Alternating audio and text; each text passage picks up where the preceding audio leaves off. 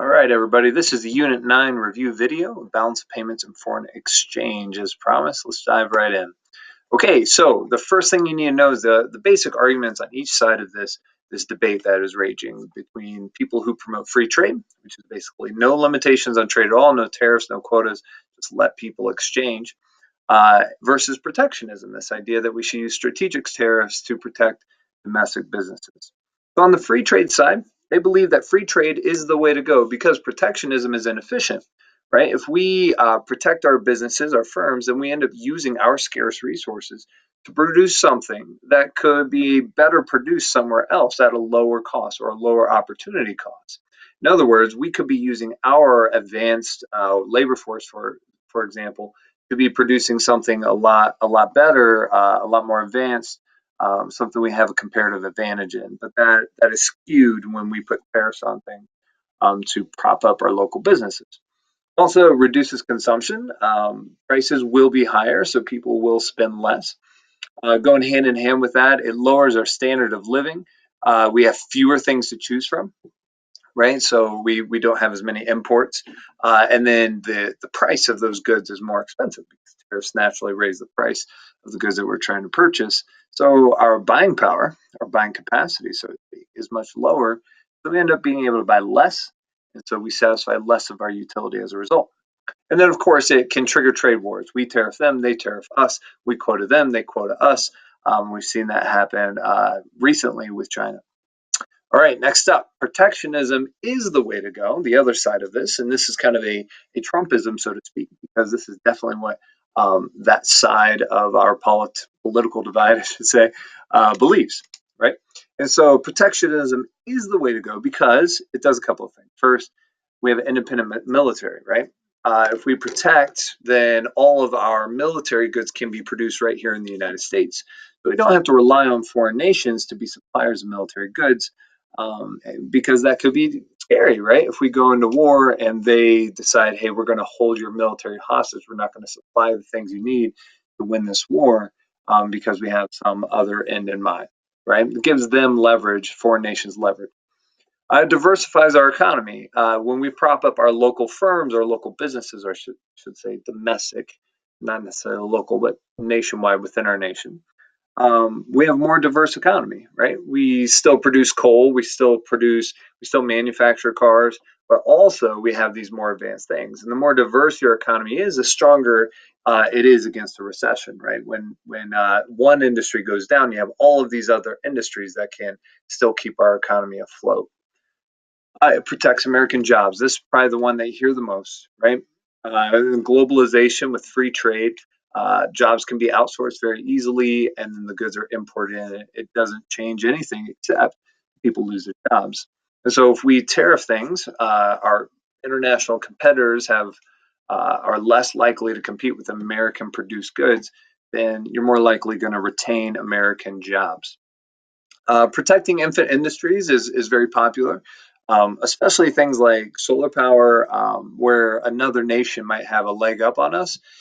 We can subsidize and tariff that other nation to give us a little incubator space, right, to grow that industry until we're ready to compete on an international level. And then finally, it protects wages from falling, right? If we domestically protect these firms, then we're more likely going to have stable wages. However, when there's international competition, it's just not just international competition for selling the goods, it's also international competition for the resources. Those resources are much less expensive. For example, manufacturing in Southeast Asia is much cheaper than manufacturing here in the United States. So as a result, in order for the United States to even produce anything, they have to lower wages, right? That's in that free trade market. But if we tariff things, quota things, then that's less likely to be the case, and wages will stay. So those are two basic sides, and they debate every single day. They have some merit to each of them. So, but you need to know a little bit about that. Only going to be a couple of questions on it. So let's not tarry here much longer. All right, part number 2, and this is a big portion of the test, probably about 40%, I'd say, is balance of payments. So when we're looking at balance of payments, it's the accounting or the tracking of all exchanges, all buying and selling of goods and services, and all buying and selling of financial assets including money that's transferred from one to the other and income that's made from one or the other.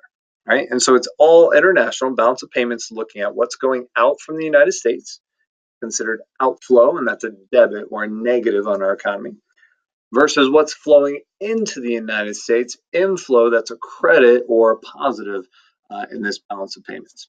Okay, so always follow the money to get those flows right and get the debit and credit right. Okay, outside of that, then you just need to memorize what goes into each of these accounts and you'll be in good shape. Okay, so our first account is the current account. Current account is the one and done section of the account. It's got several items underneath it, 3 that you need to know. The first one is the balance of trade. The balance of trade is simply exports minus imports. Now, keep in mind, we're tracking the flow, right? So exports, the goods go out. They're produced in the United States, but they're sold internationally. So the goods go out, but we're not tracking the goods. We're tracking the money. Where does the money go? The money comes in. We sell the good in an international market, and there's an inflow of income. So there's an inflow or a credit when we have an export. So it's going to be positive. Imports are the opposite, right? We buy the good and service here, right? The good comes in, that's great, but where's the money go? The money actually flows out. So it's outflow, flowing out. And so it's a debit or a negative in that balance of trade. Okay? So exports minus imports will give us our actual balance of trade. Exports are always positive, imports are always negative. We've talked about that before. But remember, if we have more imports than exports, then we have a trade deficit. And if we have more exports than imports, then we have trade surplus. In other words, if we hold a negative balance in our balance of trade, it's a deficit and vice versa. So let's look at a quick example. If the Norway buys 3 tons of natural gas from the United States, what happens? Well, Norway is buying our natural gas. So the natural gas goes from the US to Norway. But where's the money go? The money comes from Norway to the United States. So it's an inflow of money. And so that inflow is going to be a credit or a positive in our balance of trade because that is considered an export. All right, so keep that in mind. Whenever you have an exchange of a good or a service internationally, it's going to show up in the balance of trade under the current account. Okay, let's keep going. Our second category under the current account is net investment income. Net investment income, this is the income received from a prior investment. So I made an investment before, I bought a business overseas, and now I'm starting to earn dividends, we call them, or money from my investment, right? I get income from that. So that's net investment income. And you can tell this apart from net assets purchased because it's all about the income, the money I made from that investment. And I'm not just making it now, I can make it in the future as well. Okay? So the way we look at this is we look at the dividends flowing into the United States minus the dividends flowing out of the United States. In other words, when I made a prior investment, let's say, let's stick with Norway, right? I bought a ski lodge in Norway a long time ago. When I make my annual revenue from that, when they send me my money for my investment, they say, hey, we made this much profit, here's your portion of those profits. It flows from Norway into the United States. Inflow, that's going to be a positive in our net investment income in our current account. Okay, and then there's outflow. If Norway owns a milk farm in the United States, when that milk farm declares their profits to send those dividends to their investors, they send those dividends to Norway. So that's going to be an outflow from the United States to Norway. That's going to be seen as a negative on our net investment income under our current account. So the balance or the net is the positive minus that negative there. Okay. So, and remember, as long as our positives outweigh our negatives, we have a surplus in the net investment income. If our negatives outweigh our positives, then we have a deficit. Okay, let's look at a quick example. If there's a Japanese investor who receives income from a prior real estate business investment in the United States, what's going to happen? Well, they bought it, they invested in this real estate business in the United States a long time ago. But now they're getting income from that. And so it's the outflows coming from the United States to those Japanese investors. It's their income they're earning off of their investment. That outflow is going to be a negative or a debit in the net investment income and a debit in our current account, which is the larger category over above it. Okay, hopefully that makes some sense. Our final category is net transfers underneath the current account. Net transfers, we have a few things those could be. It could be donations, right? You're just giving money to a charity or to a church or something like that abroad. It could be aid, right? There's a hurricane that hits or something like that, and I want to help those people out. Or the United States government as a whole decides to help people out by giving millions of dollars of aid or something like that. And then finally, there's remittance. Remittance is this idea that, I move to another nation as an individual. I start working in that other nation, but I send money back to my family or anybody else back in my home nation. That's considered remittance, right? And so these all have positives and negatives to it. Let's look at it. So remember, it's outflow and inflow. Inflow is always positive. Outflow is always negative. Or inflow is always a credit. Outflow is always a debit. Keep that in mind. So we look at the transfers paid from the United States to foreign nations. In other words, it's flowing out from the U.S. to another nation. That's going to be, I'm sorry, it's coming in. Scratch that. Coming in. So transfers paid to the United States from a foreign nation. Read that wrong. So that's money coming in, right? The foreign nation is sending money back to the United States, or a foreign nation is helping the United States out in some way. So it's inflow. That's going to be a credit in the net transfers account, and that's going to be considered a positive. We take that minus our transfers paid to foreign nations, right? So coming from the United States to a foreign nation. So, let's look at the Mexican immigrant who lives in the United States, works on a farm, sends money back to take care of their family. That's outflow, income flowing from the United States to that Mexican family. And so that's going to be considered a negative or a debit in our net transfers. All right, so here's an example for you. If there's a Syrian immigrant living in the United States who sends their income back to the family in Syria, what is that? Well, first of all, that's a remittance, so we know it's a transfer. It's just money going, getting nothing in exchange, right? That's how we know it's a transfer. It's just money, one-way ticket. Money going out, money going to somebody, nothing's coming back. There's no exchange here, right? So they're just giving it to their family. That remittance payment is coming from the United States because they're working here, going to Syria. So it's going to be an outflow, right? And that outflow is going to be a debit or a negative in the net transfers account under the current account. Okay, now keep in mind a credit in any one of those three accounts in our trade balance of trade, in our net investment income, or our net transfers. Any one of those three things, we have a credit or a positive inflow in any one of those categories. It's going to push our current account to a surplus. It's the language they use. Right? We're going to go move towards a surplus. Or if our current account was at a zero, then one of these transactions, an inflow in any one of those three, would cause a surplus in our current account, and vice versa. If there's a debit in any one of those categories, it's going to be considered an outflow, a deficit. We're moving us towards a deficit in that current account. Hopefully that makes some sense. Let's move on to the other side of it.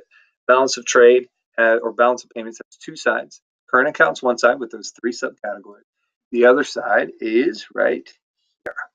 There we go, the financial account. Financial account, thankfully, only has two categories underneath it that you need to know, and only one of them really comes up all that often. And this is the one that comes up most often. It's net assets purchase. This is the purchase or sale of an actual asset, and an asset is something that has continual earning potential, right? It can make money off of this. So I buy it now for a price, but I can make money off of it in the future because it will appreciate in value, assuming. So, for example, a bond is a great example of a financial asset, right? When we buy a bond from another nation, that's going to be an outflow in the net assets purchase because I purchased the bond. Okay, so let's take a look at this. There are two, obviously a positive and a negative, inflow and outflow. Right. So when other nations decide they want to buy United States bonds, or they want to buy a United States business, or they want to invest in United States stock, or something like that, right? The initial purchase of those things, excuse me, is going to be inflow, money coming into the United States, which is a positive in our account, right? Inflow. So let's say there's somebody who lives in Ireland who decides that they want to buy an American bond, right? Because they're saving up for their retirement. American bonds are super stable. So the purchase of that American bond or that US bond from that person in Ireland is going to be an inflow. It's money coming from Ireland to the United States. But they're not purchasing a good, they're purchasing an asset, which is going to earn them money in the future. So that doesn't fall under our current account, under our balance of trade. Instead, it falls under our financial account because it's a financial asset, right? And it's going to be positive. It's inflow, money coming from Ireland to the United States. So that's going to be the positive side of this. We take all of those inflows for the purchase of an asset, a business, a bond, a treasury, basically any investment in a stock falls under this category.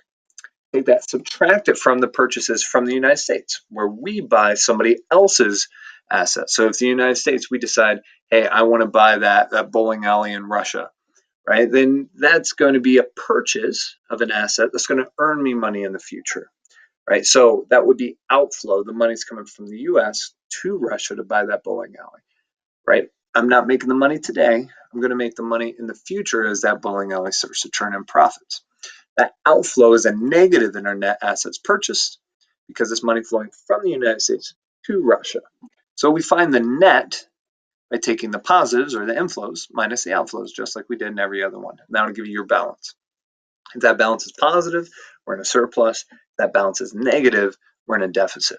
So a quick example, if a Japanese company purchases a United States company, what happens?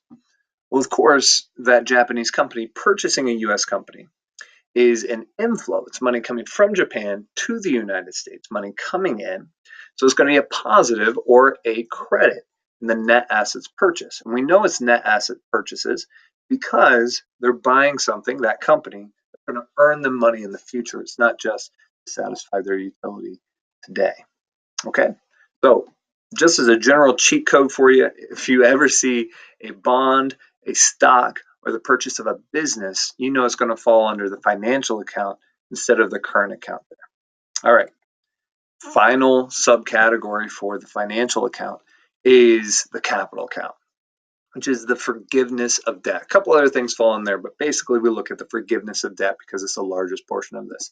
If another nation forgives our debt, we owe them something, but they're like, you know what? You don't have to pay us anymore through negotiations. Then that's considered inflow. Even though no money's coming in, money that was going to flow out, that doesn't flow out. So we consider that inflow. So that's going to be positive. We take that and we subtract from that all of the negatives, right? When the United States forgives a foreign nation of debt, when we do that, then that is considered an outflow, money coming from the US going to that foreign nation. And that's going to be a negative. So we find our balance by taking whoever forgives us minus whoever we forgive. And that is going to give us our balance in the capital account. So, for example, if the United States forgives the Greek debt owed to us, what happens? Well, that's considered outflow. It's money we could have gotten, but we don't get anymore because we forgave it. Outflow is going to be a debit in the capital account, which is a subcategory of the financial account. Now, keep in mind, a credit in any one of those two categories, net asset purchases or capital account, is going to move the entire financial account towards a surplus. Vice versa, a negative or an outflow or a debit in any one of those two categories is going to push our financial account towards a deficit. Now keep in mind, if the current account is in surplus, then the financial account is in deficit. Those two sides have to balance. So if there's a surplus of 500 on one side, then there must be a deficit of 500 on the other. Take a look at an example. This is your STAT 9.1. Pull up a pen here. There we go.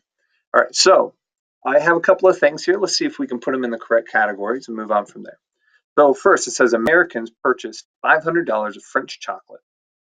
Okay, and we sell $200 worth of American-made socks. So if the Americans are buying French chocolate, we assume it's from France. That's considered an import. That's going to be negative 500, right? It's outflows, money coming from the United States going to France. So that is going to be a debit in that account. However, we sold $200 worth of American-made socks, presumably to other nations. So that's going to be positive. So we have a positive of 200, right? In other words, we have a credit of $200 worth of socks because of that inflow. We sold them socks, we got money. So the difference between those two is going to be negative 300, and that's going to go where? Well, what are we talking about? We're talking about the exchange of goods and services, imports and exports. And so this negative number should actually go right here under balance of trade in our current account. That's going to be negative 300. Okay, let's look at the next one. The Norwegians receive dividend payments on their investment. They're receiving money on investments they made prior. So it's going to be net investment income. It's money they're making off of a previous investment, right? So Norwegians receive dividend payments of $200. But the United States receives dividend payments of $100 from their investments they made abroad. So if the Norwegians are receiving dividend payments from U.S. companies, that's outflow, money coming from the United States to Norway. So it's going to be negative 200. There we go. The United States receives $100 in investments from, or in dividends from investments abroad. We have $100 coming back in. So it's going to be plus 100. Or in other words, we're going to have a credit of 100 because it's inflow, money coming in from our previous investments. So the balance of those two is going to be negative 100, and that's going to go right under here under net investment income. Our next one, Americans transfer $600 to other nations in remittances. In other words, we live in those foreign nations and we send money, or we live in the United States and we send money back to our family in those foreign nations.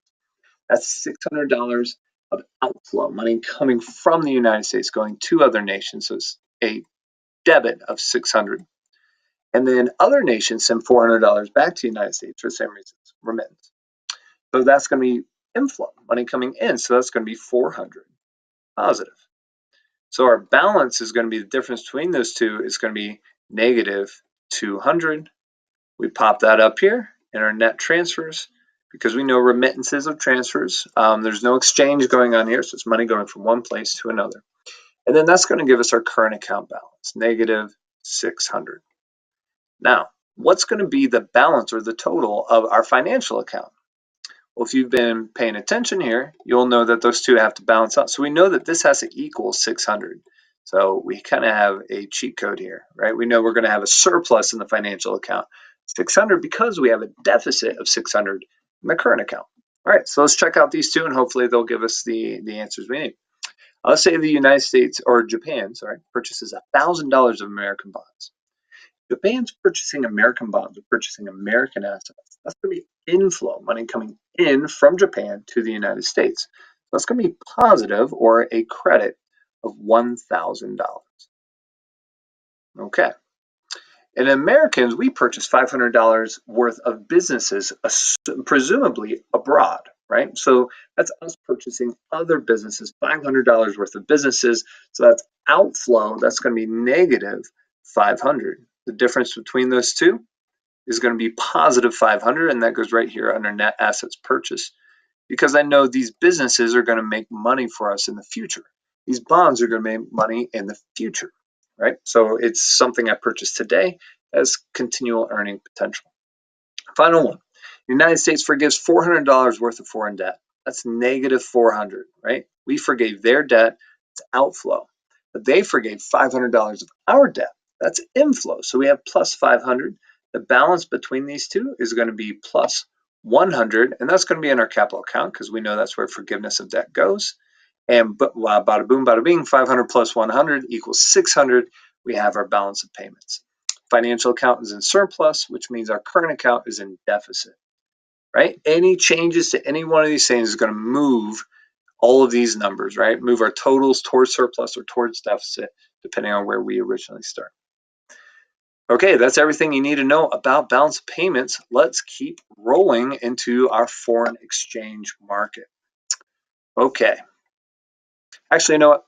We're going to stop right there, export this video, and then we'll have a foreign exchange video. It'll be separate. All right, enjoy.